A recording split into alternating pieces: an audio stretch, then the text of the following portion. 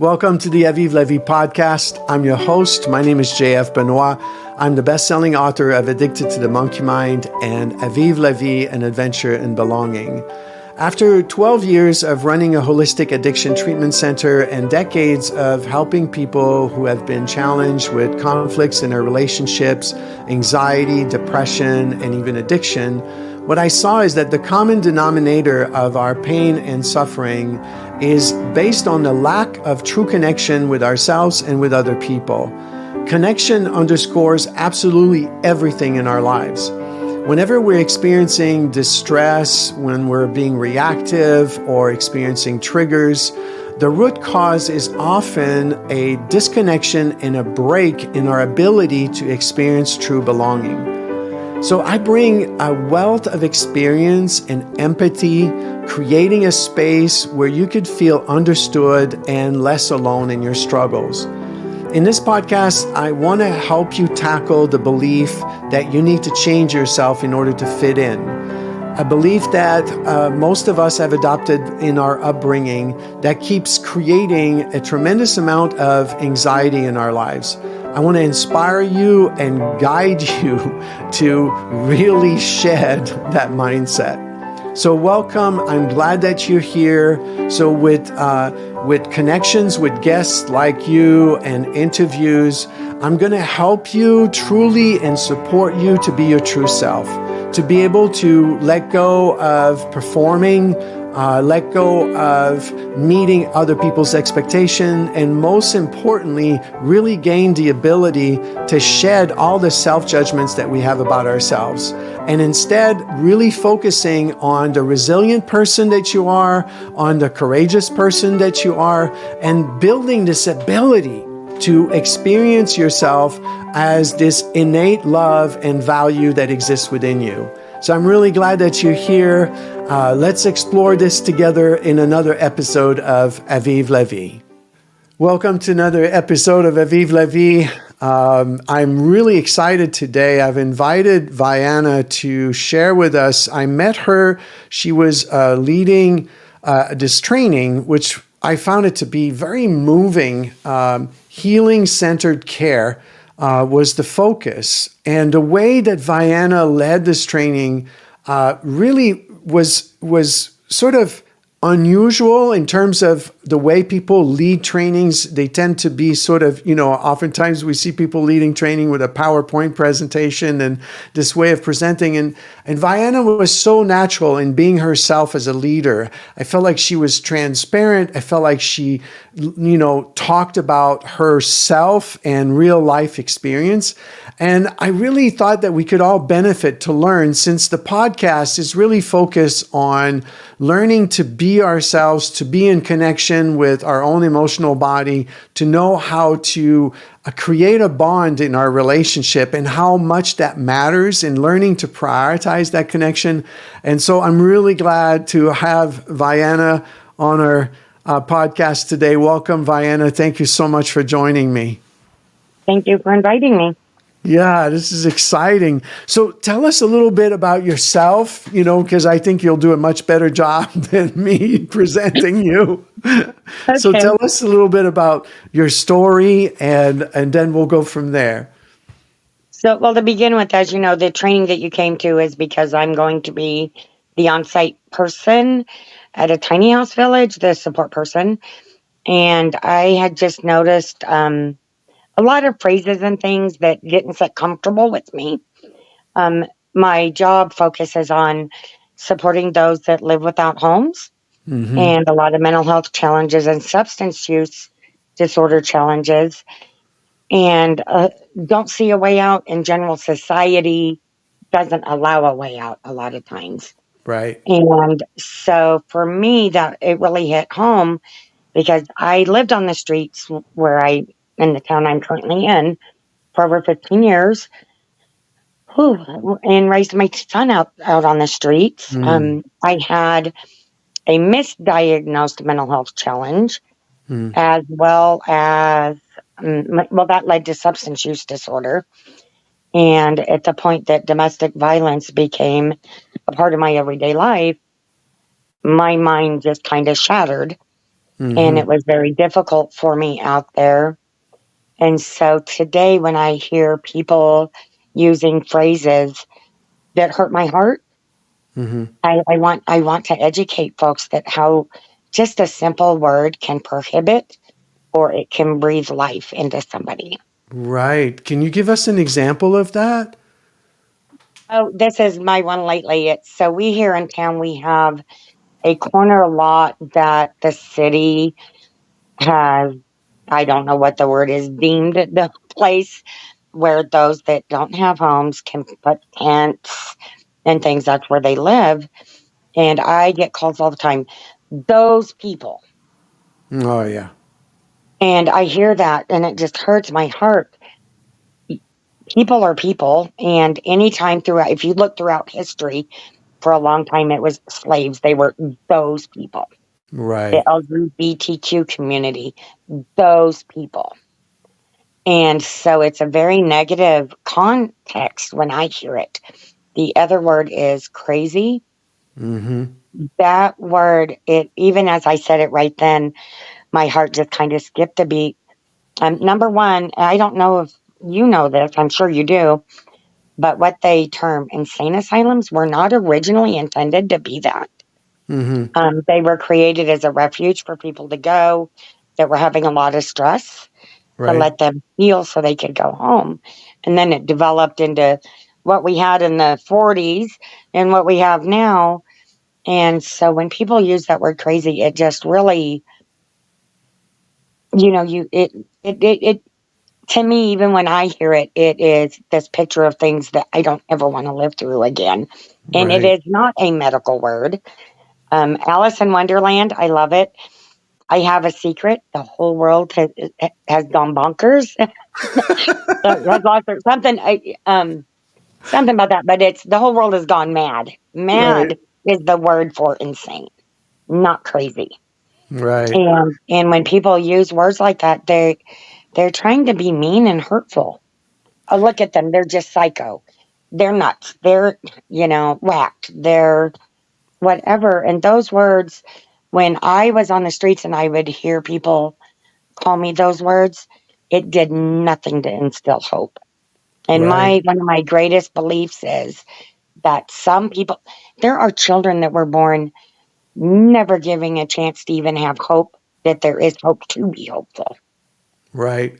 I'm just And really loving right now, Viyanna, how, again, I feel like you're modeling something that we can all learn, which is speaking your truth, right, in a way that connects your emotional body with that truth, right? You're letting me know that when people separate, themselves by using that language, it's really obvious, right, that it's kind of like sending a message, right? That it's just like, and you're making it so clear. And I feel really moved by that. And I felt that in the way that you were teaching. I think this message is so important for us to gain the understanding that, we impact each other in the way that we talk and speak to each other. We have a huge impact. And it's I think oftentimes when we separate ourselves that way, when people are being judgmental, I actually think that there's a deeper fear inside of them about, right, about connecting further with something they know nothing about, right? Or they might be ashamed that they're experiencing inside themselves, right? About I, right? About being privileged, about having more, right? And instead of looking at that shame, they're just going to project that onto other people. And it's I think it's hurting both people to do that, right? Because it's not helping them to judge other people either. It's not helping them feel more connected to themselves or other people. no, but it does allow people to feel superior. Right. Tell me more about that. So hurt people. And using those words, when people use them, it shows me that they have hurt in them. But what I've noticed, and I mean, we all grew up with it in school. There's the bullies and the this and the that.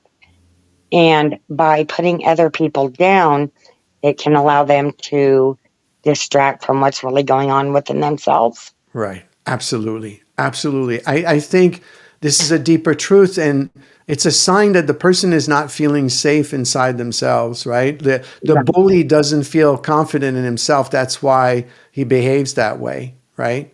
Right. Yeah.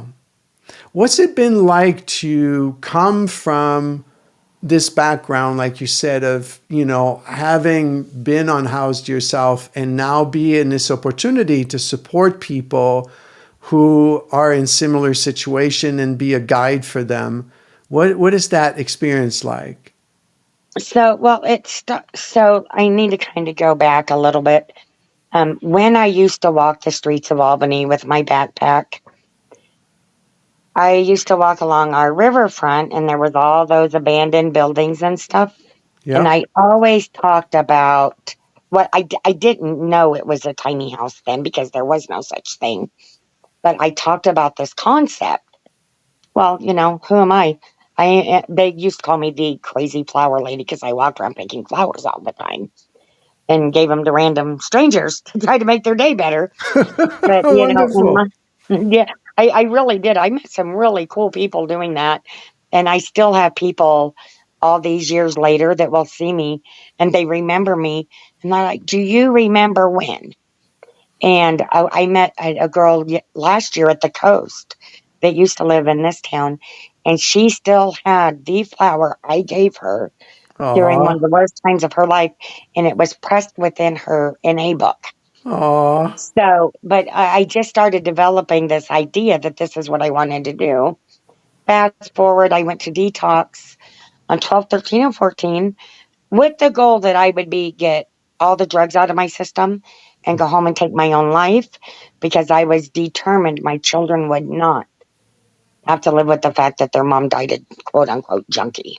Mm. But I had a friend, bless his heart, he knew what I was going to do. And it was a couple of weeks that he did not leave me alone until Mm. we worked through that. And so, but I got into the field. Somebody gave me a scholarship to become a peer, and I ended up moving to North Carolina. And one day my boss said, "How would you like to be our housing specialist?" I said, "What?" Mm. And ironically, the week she asked me that, I was waiting for the tiny house I was going to move into to be available. But the people that had lived in it had stripped all the copper from the electric. So I became the housing specialist for 7 counties, and I become homeless at the same time. Mm. So, and ironically, though, it turned out to be a blessing in a way because it was a reminder to, not that I really want those reminders, but it took me back so that I was able to have a fresh lens again with those that were struggling with those things. Right. What would you So, say is the pivotal thing that made the difference for you? Because I really believe that we live in a world where a lot of people experience depression. A lot of people are in isolation, and some really take it to wanting to take their lives. But a lot of them, even though they might not take it that far, they still are experiencing, right, this really heavy feeling of life is really hard. What has been like? What has made the difference for you to help you shift? so, and this gets really real here for me. What made the difference is that a significant other took his life, and then my son's father took his life, and then my he was my Wow. ex-husband, but we were still connected. And as a matter of fact, the night that he did this, we were talking, and he took his life. Right. And I read a statistic that said, and I can't remember this percentage exactly, but it was something like children that have one parent who take their life are 80% or whatever it was. It was over 80%. I know that. They're that much more likely to take their own life than a child who has a parent that does not take their life. Uh-huh. And when I read that statistic, and I know that my oldest son's father took his life, I was not going to add that extra push for that. Right. I think I worded that correctly. And I will not ever do anything else in my life to make it much more likely that my children suffer from that. Right. How beautiful, and how truth telling about the core of how deeply caring you are. Thank you. Right? That it's like in all of us, I think part of what creates the depression is a distorted view of ourselves. Right? Absolutely. And reclaiming this woman, you started there by recognizing I will be better for my children, right? I won't take that step. And that becomes like a motivator there to just be embodying this woman who deeply cares, even though it's hard to care for you, right? Right. Right. And How, ironically, when I read that statistic, it was during the time I walked around all the time. But I stood on the railroad tracks a lot, more mm, often than not. And I stood there waiting for the train to come. And, and so to read it at that time, it got me off of the railroad tracks for one, in combination with a lot of other things. But I think I read that statistic at the perfect time. yeah. Well, you are a resilient woman. Now that I see you as a teacher, I see your brilliance in the way you are fearlessly you is so inspiring. It really Well, is. I do not remember a time in my life until recently that I was not apologizing for who I am. Ouch. I've always been different. I've always viewed the world differently. I remember sixth grade, first day of school, I ended up, the cheerleaders wanted to be my friend because I had cousins that went to that school, so I was accepted. But there was a girl, and I'm not going to say her name just out of respect for her, but she was ironically, of all things, allergic to water. So her hair was really brittle. She constantly looked like what I would say is probably one of the worst case of scabies you could ever envision. Wow. And cracked skin, and I just loved her. And now, mind you, this was in sixth grade. I have not seen her since sixth grade, Mm, but I think of her daily mm, because when I became her friend, the cheerleaders told me, "Well, if you're going to be her friend, you can't be ours." So it was my friend and I all year. And I knew at that point that I did not want to be in the in crowd, that I would much rather be friends with somebody like my friend. mm-hmm. So sixth grade, I was what, 10? And I'm 59. So 59 years later, or 49 years later, I still think of her every day. It's really amazing how much those years really impact us, right? I mean, I remember my high school years and this whole tendency to want to fit in and do, like how do you individualize?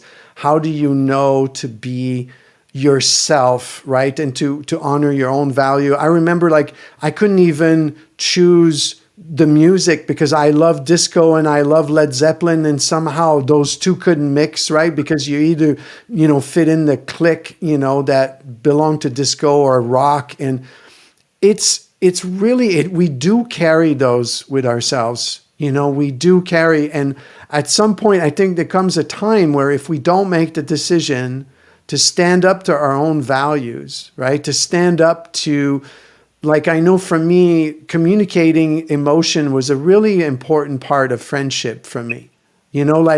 I think a sign of realizing if I'm with a friend or not is the level of anxiety that I'm experiencing with the person that I'm with. If I feel like I have to perform in order to be with that person, then that's a sign that it's not a real friend, right? It's like I'm not there to be a performance, right? And it's amazing that we can spend that much time trying to figure out how we can fit in when in reality it will never make us feel better, right? It, it won't, not at all. And the thing I come to realize too is, we look at people that are maybe different and we don't understand why they're that way. And like I talked about, during the training, there may be like somebody's getting married, a girl's getting married, and her fingernail breaks on the wedding day, and she is in hysterics. Everybody's like, "Oh, you can hide that hand." But what we don't know is that she grew up being told, "You're fat, you're unlovable, you're ugly. Nobody's ever going to want you." So for her to get to the point where somebody loves her enough to ask her to marry them, and then her fingernail breaks and she is not perfect. So that anxiety and those hysterics, when you know the whole story, it makes sense. But a lot of folks, I think, they go around and we look at others and well, that was no big deal.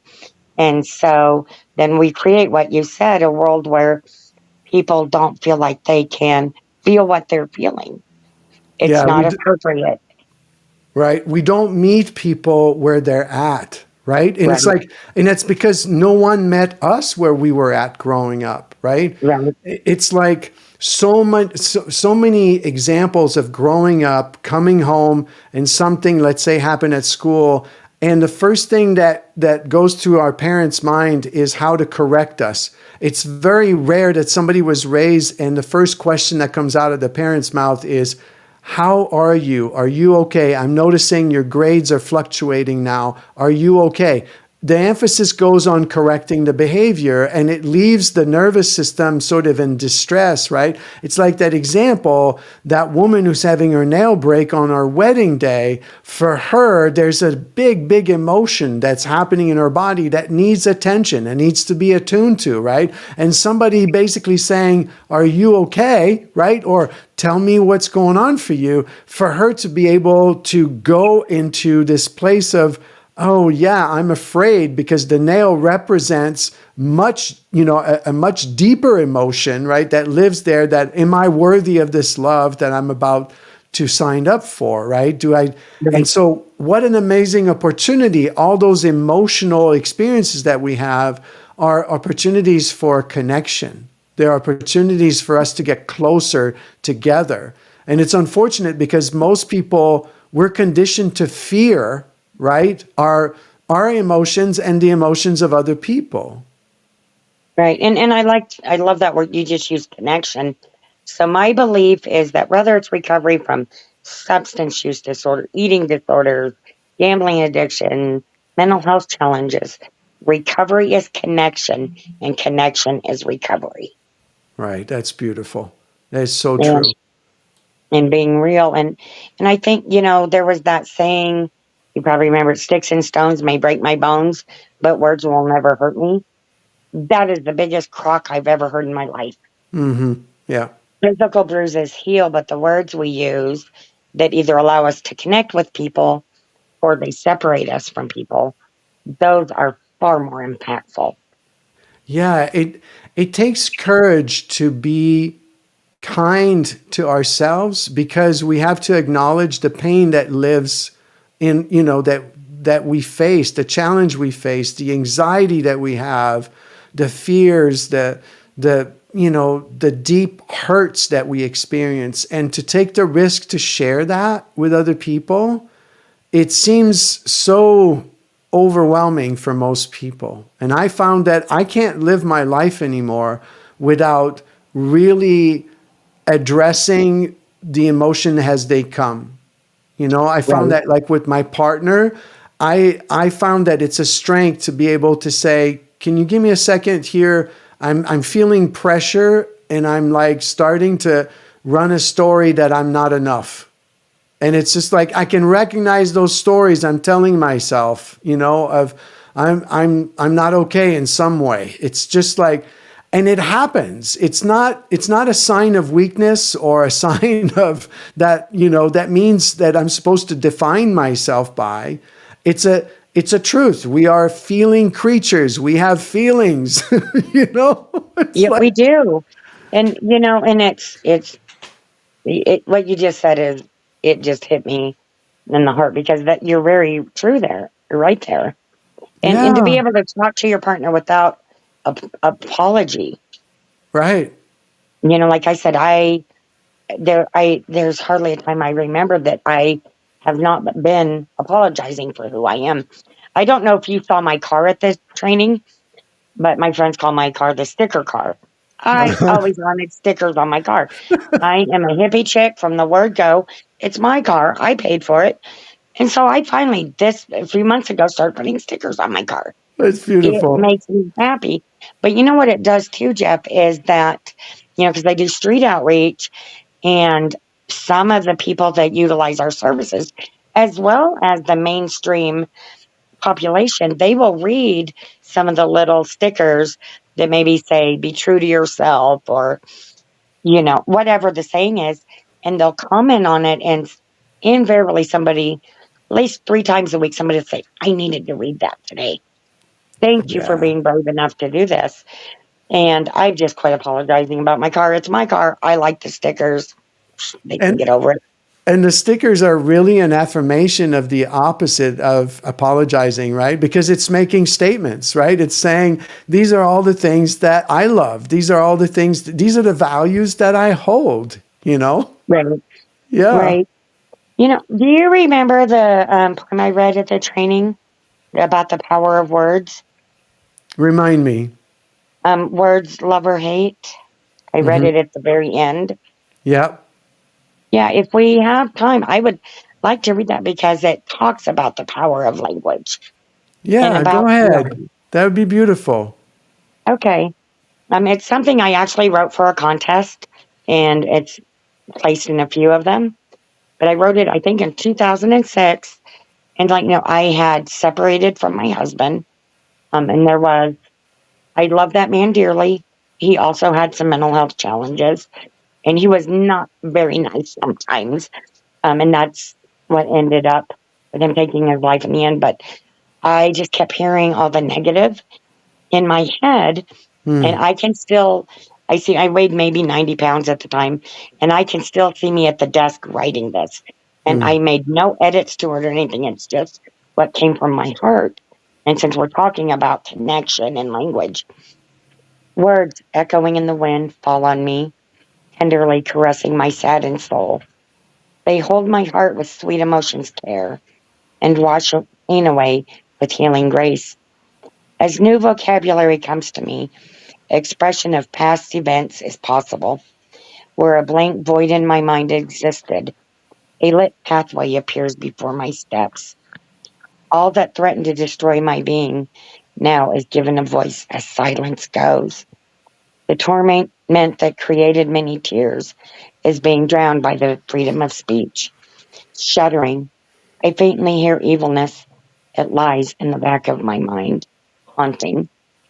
Demeaning names struggle for a fresh breath. Promises of death eagerly await. Yet the new language I'm learning grows. Each day, each hour, each minute, it grows. Fading is the language of hate I learned forcefully, unwillingly, painfully.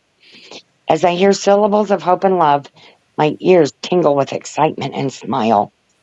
The unfamiliar tune refreshes me, brings rainbows promises to my future. At last, destiny is no longer bleak.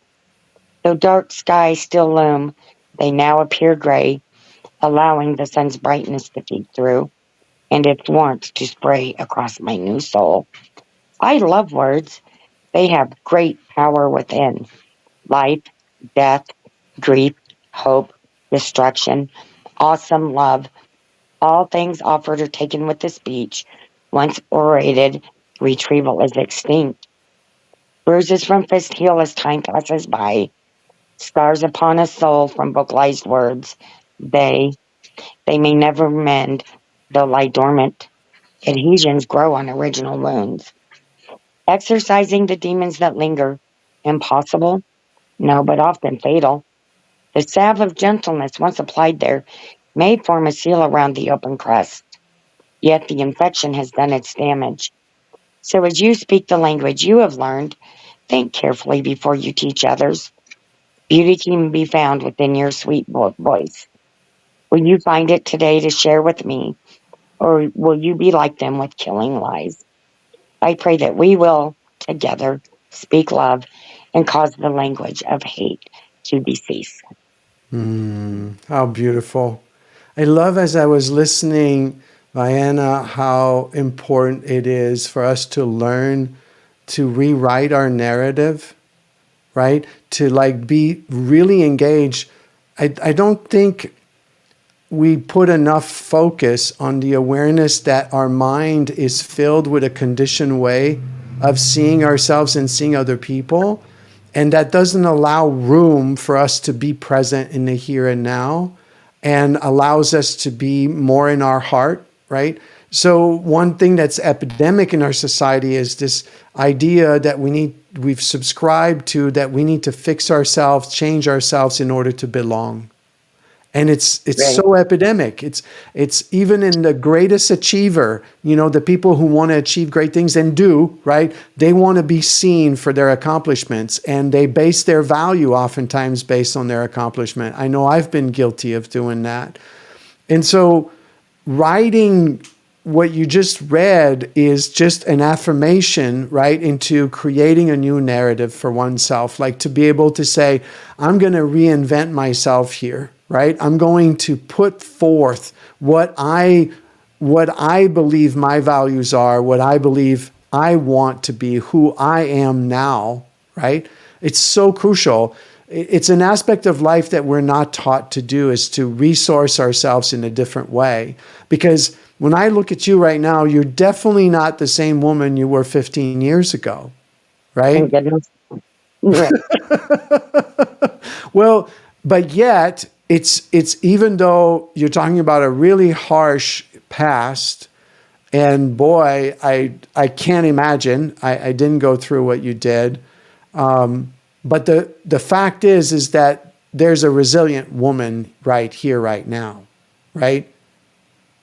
And this woman has been able to not only turn things around for herself, but she's now helping others, right, who are in those situations make that shift. And there's nothing more fulfilling in life than contributing to other people's lives. Like what you're doing, the way you led that meeting, and I just saw everybody was like, wow, I had no idea, right, of that world. I feel like you're helping us bridge the gap of separation, right? The gap of, because we're stuck in that, right? We're stuck in, here we are, people in their little houses with watching their little TVs and all of that.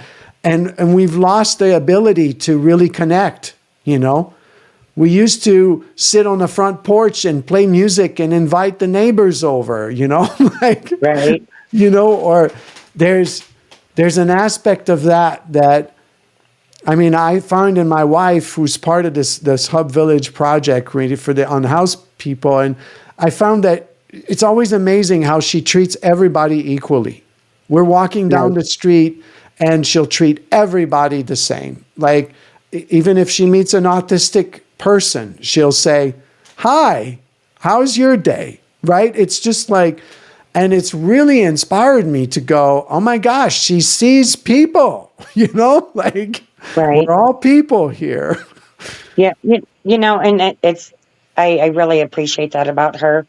And a poem that I read when I was the speaker at the fundraiser back in January, it talks about I am nothing, and about people looking at you and never seeing you. And I wrote it one night. I had slept behind the Albany train station on that cold metal bench they had back there, and there was ice everywhere, and nobody was seeing me. Not one person saw me. And so when I hear about others that see people that are out there, that and I ask people that I see flying signs, what is the most important thing that you need from me right now? Can you just look at a picture of my wife? Can you just acknowledge that we're real, that we are people? I hear that more often than not, that not being seen, or I've been spat upon when I've been on the streets, and I know others have. I see people stepping over people literally, and Mm-hmm. like they weren't like they're just a crack in the sidewalk. And that is one of the things I hear the most often. I just want people to see me. Mm-hmm. And when we are not acknowledging our surroundings and the people, and we're actually isolating ourselves when we're doing that. And we're creating our own suffering, because the truth is we're wired for connection, right? And connection is not a matter of status. Connection is two people looking in each other's eyes and recognizing, hey, I see you, right? I lived in Hawaii for years, and one of the things I just so love about the Hawaiian culture is how they use the term ohana, which means family. But for them, if you go to a Hawaiian family, they introduce everybody as uncle and auntie, and they really mean it. And oftentimes the children, they don't necessarily differentiate between a blood uncle and a friend that's just a friend, right? They don't know the difference. They don't even know. They don't know. Right. They don't. And it's a real cultural experience that really changed me, that really shifted me to go, oh yeah, they think this way.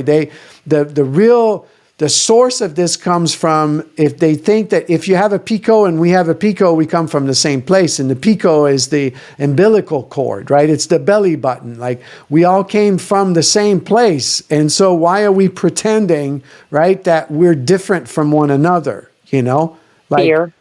Yeah. And it's really, I think for me, it's like I've made it my mission to get to the bottom of this fear inside of myself so that I can live in connection. There's nothing more rewarding than to get past that fear, right? Like, I noticed recently a friend of mine said, I thought it was really moving. It impacted me. He said, I used to drive around and I'd see people asking for money. And he said, I would run all these stories in my mind. He said, I would say, oh, they're going to use it for drugs or whatever I shouldn't give. And he just ran all this story. And he said, I'm not connecting with them, and I'm not feeling closer, and I'm not feeling better. And why am I judging, whatever? And he said, I just decided that I was going to, no matter what, whoever asked me for money, he said, I put $5 bills in my wallet, and I would just give them a $5 bill, and I would look them in the eyes, and I would say, have a great day, And I just thought, I love that. Right? It just changed me. And so I adopted it and I started doing it. I've been doing this for like a couple of years now. And I always make sure that I have those $5 bills in my wallet, and it doesn't matter. And I'm noticing that it's like, how simple. Somebody's asking and I have the resources to fulfill that need. So great. And it's like, I'm not here to judge your path, right? I'm not here to decide. And it's like, I'm not going to put a moral value on who you are, but I'm just going to connect with you in that way because that's what you're asking for, And I notice how freeing that experience has been. It's so simple, It is. And I love that. And to go along with that, one of the things I tell people, and they say, oh, they're just going to buy drugs, or it's a scam, or they're just going to buy alcohol. Number one, if it's on my heart that that's what I'm supposed to do and I don't do it, that's bad karma for me. Mm-hmm. Right. But secondly, if I give somebody that's out there $3, $5, and they go buy alcohol and it keeps them from going into DTs and dying on the street, I'm good with that because dead people don't recover. Well, it's kind of, I'm laughing, but it's really true, right? It's like what you're saying there. This is where we don't realize that our judgment, right, are not useful, right? It's not useful. I'm just realizing more and more every day how living in connection is a courageous act, because it means that I have to get past my judgmental way of looking at life and at people. I have to be able to get past that, And do you think that accepting yourself and being okay with who you are absolutely allows you to connect with those? I mean, there's some people that we serve on outreach. I'm like, I have nothing in common with the person. But because I'm me, I'm able to find something, even if I compliment them on how tidy their little area is, or on the shirt, or whatever it is, that is something we all, I think, our souls are fed when we get a compliment. So that's the beginning. And there is at least one good thing about anybody I meet. Well, I was going to say that we can always find, and I call them truths about the person. Like I used to have a judgment, for example, on people who tend to be more analyzers, like people who analyze everything. And I could never, like, I had the judgment of like, can you just like tell me how you're feeling for a change? Like, I'd like to know a feeling somewhere. Is there a feeling, And I was very judgmental, right? And I noticed that judgment was because I didn't feel safe, right, being in that relationship when it just stays on the analytical level. But I didn't take ownership of that experience, of that feeling of not feeling safe. And so when I started shifting and I go, no, I'm the one who's valuing this emotional connection, right? So all I have to do is create one with that person. I don't need to put that responsibility on them. And so what I would do is simply focus on what is it right now that's connecting me to that person. And oftentimes I would like come up with things I would say, wow, the way you're speaking is so articulate. Like I'm listening to every word and there's 3 words you said, I don't even know what they mean. And I would say to the person, that is just beautiful. Right? How you are. Now I'm actually creating by being present, by instead of following judgment, right? I'm actually with that person and embracing what they're presenting, but I'm finding some truths about them, It's a little bit like I used to play drum in a professional band, And one day I was taking a seminar with this great drummer that I love, who was the drummer for Santana for like 13 years. And nice. Amazing guy, just amazing guy. And his clinic, somebody asked, well, what about like when you see a drummer and you just think, God, that drummer is terrible, right? And he said, the first thing he said, there's no such thing as a terrible drummer. He said, there's just, if you pay attention, you will always see that there's something that they're doing, right? Maybe it's the little triplet they do, maybe it's and he shift the focus and say, yeah, maybe they don't have the talent of what you're looking for, but you're not looking in the right way. You're not looking for the jewels that exist in everybody. They might not meet your standard, but your standards are preventing you from seeing who that musician really is. And that always moved me, right? Because I thought that's not just about musician, it's about life. Yeah, it's right? strength-based. Look at the strengths that you can build upon versus the negatives that just push you away. Right. And the negative that keeps separating us. And all these negative are founded in, oh, I just need you to change so that I'm more comfortable. Right. Yeah. And, like you were talking about, the analytical person, by you being real, your authentic self, and starting to figure out some things that you could take away from that, you also were creating a safe place for the analyzer to start feeling. Yeah. And it becomes a self-fulfilling prophecy, because then they feel safer because I took care of my want of emotional connection, It's amazing how that belief is so predominant in the way that we function, in terms of, we don't often consciously think that way, but that's really what's happening. It's like we want other people's to be different than they are so that we will feel better, Right. Instead of taking ownership of that feeling, I can see, even like with myself, I've always had a challenge with people who are disabled in some way. When I see somebody like in a wheelchair or something, and I notice that when I ask myself, what is that about? It's my own fear and my own discomfort of my inadequacy, right? Of the privilege that I have and the pain that I feel when I see somebody like that. Like I have a hard time owning my pain. It's really strange, but it's like, unless I get past that pain, I'm not seeing them as a person, right? I'm just seeing them as somebody to avoid, because I don't want to feel the pain that I'm projecting onto them. It's a very painful way to live. It's to be in separation. And Right. Yeah.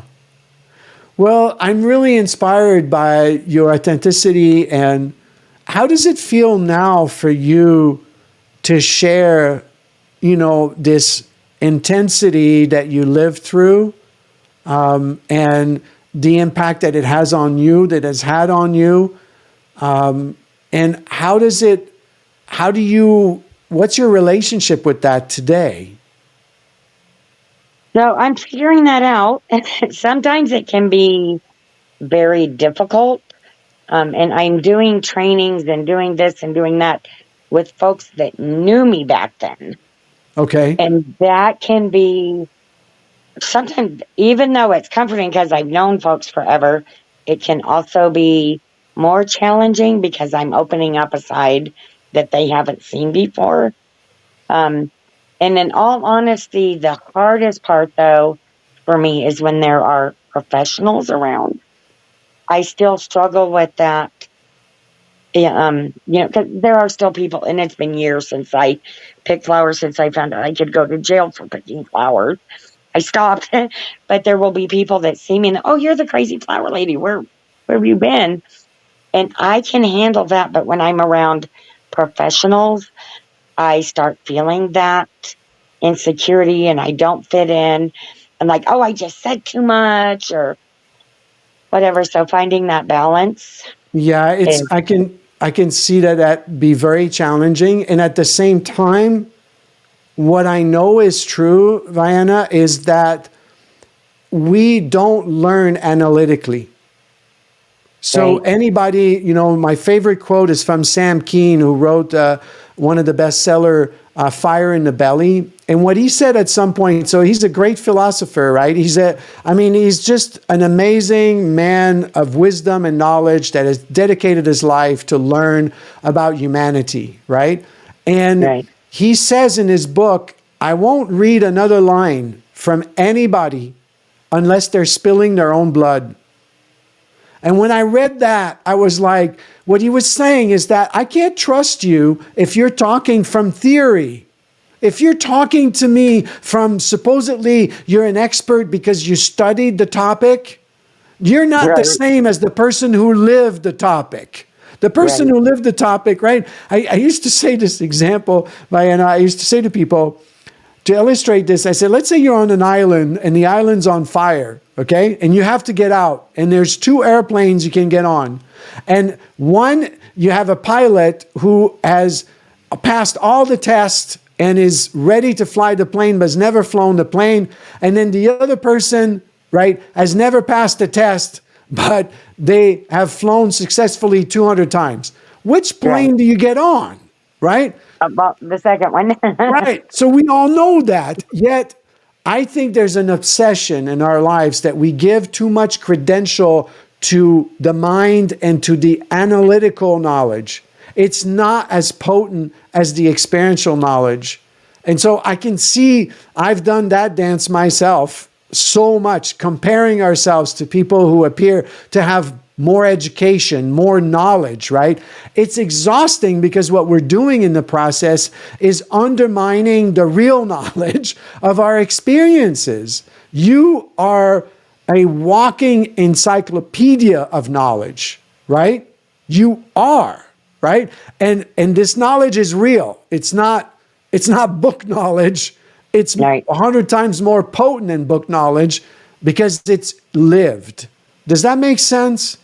It does. Absolutely. Yeah. And if there was one thing for me that I've learned to build is be that resilient, know that truth, right? Like anchor it every day by looking at people who want to tell you their theory on things and their knowledge of things.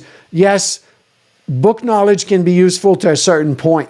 You can learn analytically that the brakes function this way and that this is how you move the pedal on your bike and everything. But until you get on the bike and fall off of it, you're never going to learn to ride it. And so you could have all the knowledge in your mind, but it's not how you learn how to ride the bike. Right. Right? Do you Right. recognize that this is the woman you are? As I'm Someday. speaking right Someday. now?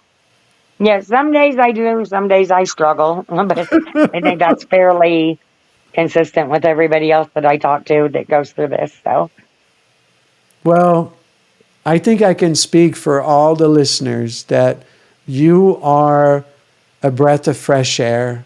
You are an inspiration. You are such a strong role model for courage, for resiliency, and demonstrating that we can all get past our biggest challenges that we think we can't get over. I mean, you're demonstrating that. Do you know that? I do know that. And the one thing that I lean upon a lot to make myself remember that, the last time I was in front of a judge, this goes back to the picking flowers and a few other things. They came to my house and arrested me for not telling them where I'd moved, which makes no sense. But the judge revoked my probation, which means I'm going to prison. And I only had 3 weeks of probation left, but I was going to go for 18 months. But what he said was, young lady, and I'm sorry to laugh, but it hits me as funny every time. He said, we do not have the resources in the state penitentiary system to provide you with the degree of mental health help you need. I suggest you go home and get some help, because if I see you here again, you're going to the state hospital.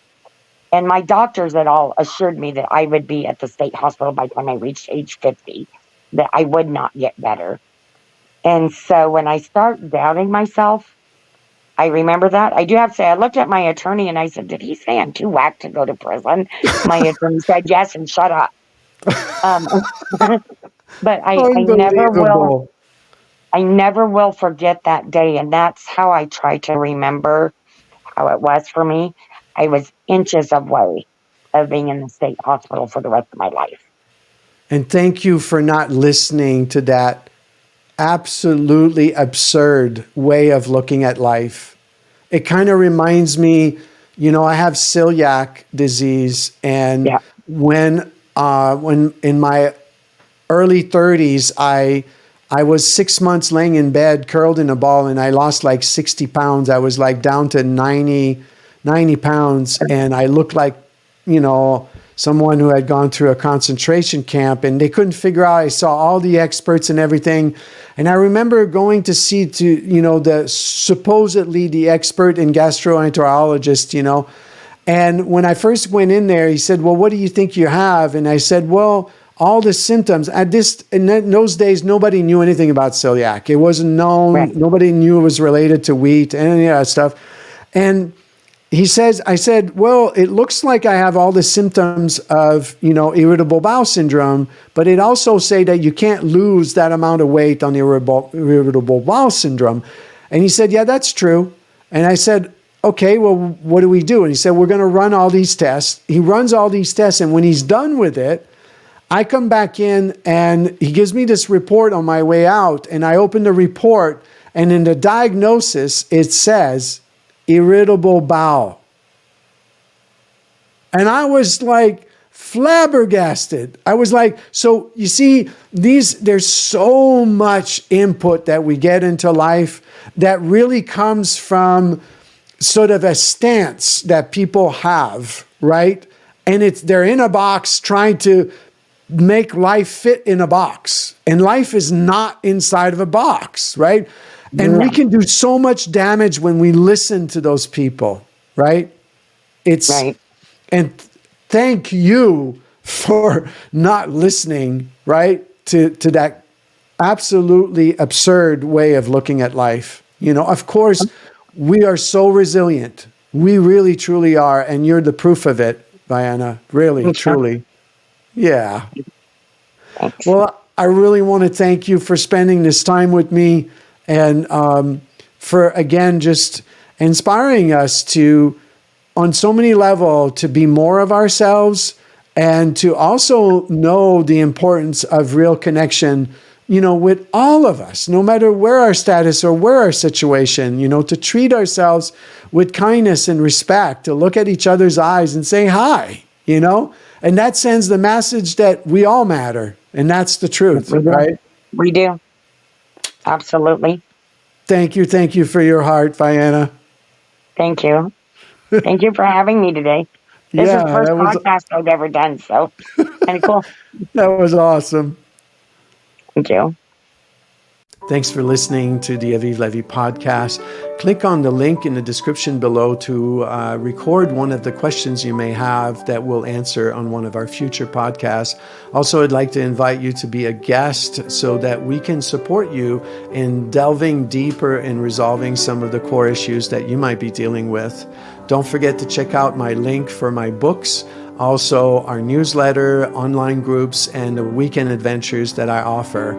Again, it is extremely rewarding to be on this self-discovery journey with you and to actually get to experience a sense of true belonging.